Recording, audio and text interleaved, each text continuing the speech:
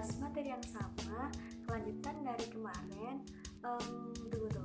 Buat kalian yang belum nonton video aku kemarin, tonton dulu ya, supaya tahu kelanjutannya seperti apa. Dan jangan lupa like, comment, and subscribe di bawah ini, agar aku lebih semangat lagi untuk bikin konten-konten tentang pembelajaran. Sebelum lanjut ke materi, aku akan tanya dulu nih sama kalian. Menurut kalian, apa sih artinya pelajar itu? Baik SD, SMP, SMA. Menurut kalian apa sih? Apa mereka semuanya basicnya sama? Atau niatannya sama? Untuk belajar ke sekolah, menuntut ilmu karena keinginannya sendiri? Atau karena tuntutan orang tua? Atau hanya ingin disamakan dengan yang lain supaya tidak diolok-olok oleh tetangga? Atau mencari jodoh? Mungkin simak kelanjutannya ya. Setiap individu memiliki kemampuan yang berbeda-beda untuk dapat menerima pembelajaran antara satu dengan yang lainnya. Berdasarkan faktor kemauannya, siswa dapat digolongkan menjadi bermacam-macam. Yang pertama adalah siswa yang benar-benar ingin belajar di sekolah. Contohnya seperti ini.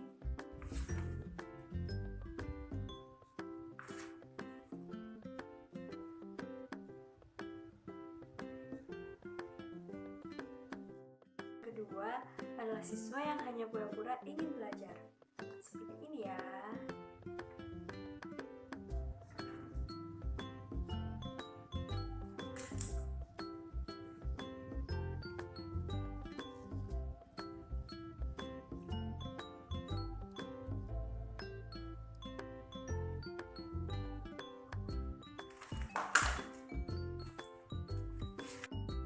Yang ketiga, siswa yang belajar hanya karena setengah hati.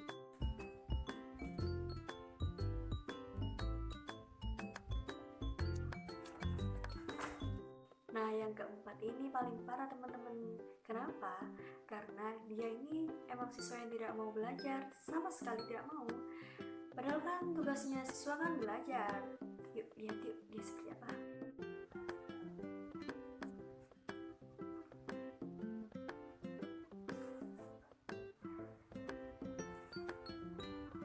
Kemudian ada alasan-alasan siswa yang sangat mempengaruhi proses belajarnya.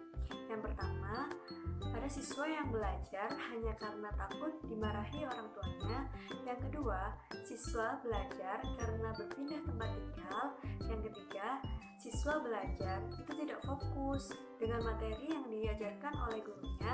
Yang keempat, ada siswa yang memang belajar itu dengan sungguh-sungguh untuk mengejar cita-citanya atau menjadi seorang ahli. Bermacam-macam keadaan siswa tersebut menggambarkan bahwa pengetahuan tentang faktor-faktor yang mempengaruhi belajar itu sangat penting. Maka kita harus mengetahui faktor-faktor apa saja yang mempengaruhi belajar siswa. Faktor-faktor yang mempengaruhi belajar siswa itu ada dua. Yang pertama, faktor internal dan faktor eksternal. Yang pertama, faktor internal. Di dalam faktor internal ini ada aspek psikologis yang terdapat 7 hal yang sangat mempengaruhi faktor belajar. Yang pertama adalah intelijensi. Mengapa intelijensi sangat mempengaruhi belajar?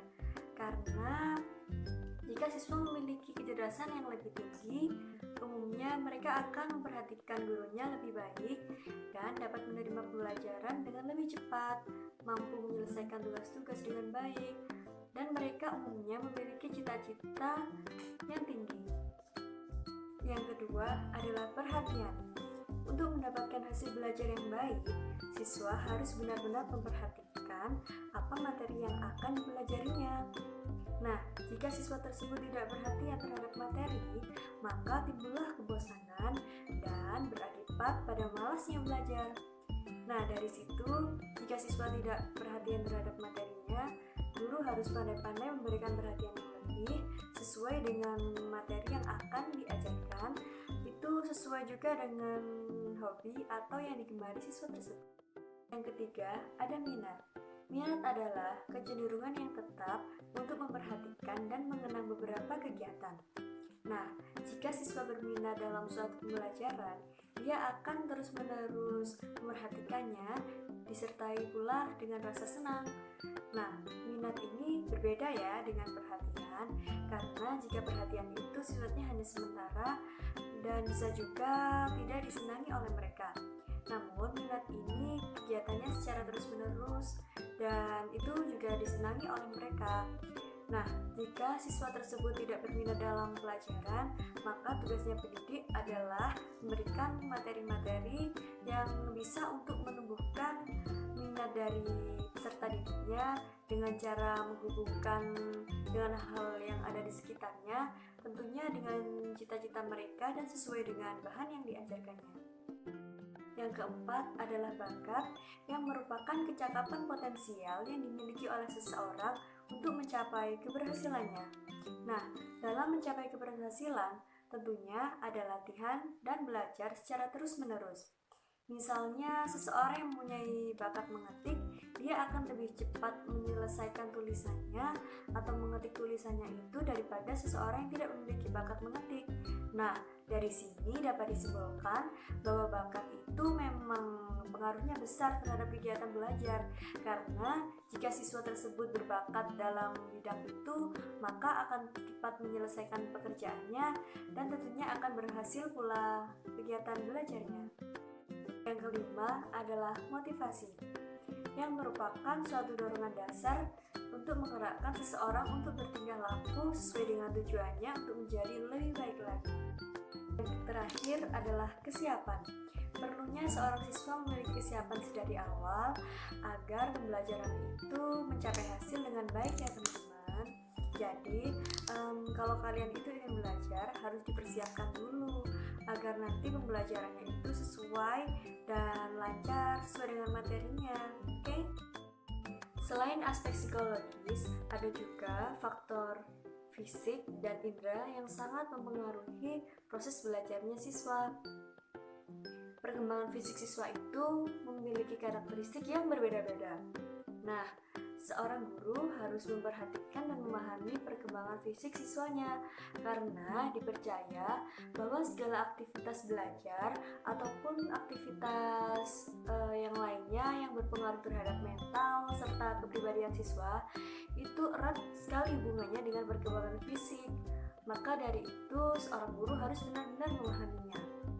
Contohnya, jika kesehatan siswa itu terganggu atau mereka kurang tidur, kelelahan, pasti mereka akan malas dalam belajar, juga menimbulkan kantuk saat proses berlangsungnya pembelajaran.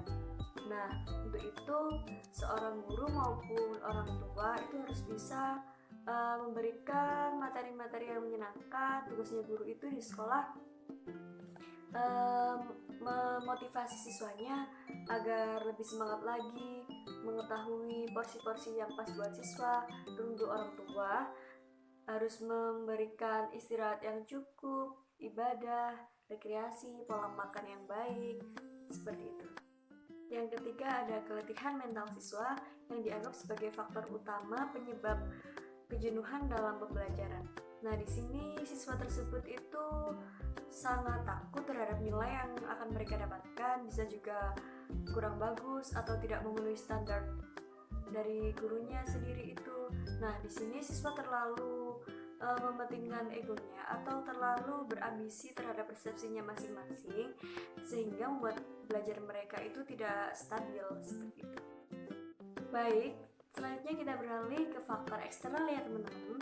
Nah, di dalam faktor eksternal ini terdapat 4 aspek yang mempengaruhi. Apa saja? Nah, yang pertama ada faktor keluarga, yang kedua faktor sekolah, yang ketiga faktor masyarakat, yang keempat faktor lingkungan. Yang pertama adalah aspek keluarga.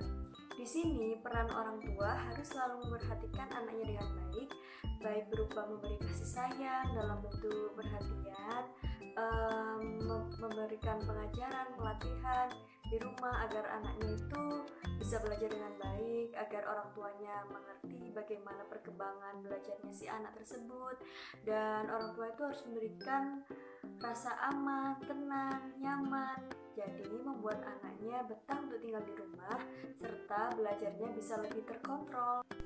Berikut adalah contoh orang tua yang mengawasi anaknya belajar ya. Kedua, ada aspek sekolah.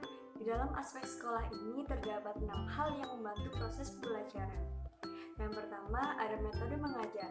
Jika guru memberikan metode pengajaran yang kurang menarik, maka siswa akan mudah cepat bosan untuk menerimanya. Misalnya, jika guru ini kurang menguasai bahan materi yang akan diajarkan, maka menyajikannya itu akan tidak jelas. Nah, di situ siswa akan mudah merasa bosan dan enggan untuk belajar lagi. Berikut adalah contoh video dari kelas 5 di sebuah sekolah yang saya ambil, dan ini adalah contoh penerapan metode pengajaran ya teman-teman. Kedua, ada relasi guru dengan siswa. Di sini dibutuhkan sekali adanya interaksi antara guru dengan siswa, karena jika terjadi komunikasi yang lancar, maka pembelajaran tersebut akan berjalan dengan mudah dan lancar.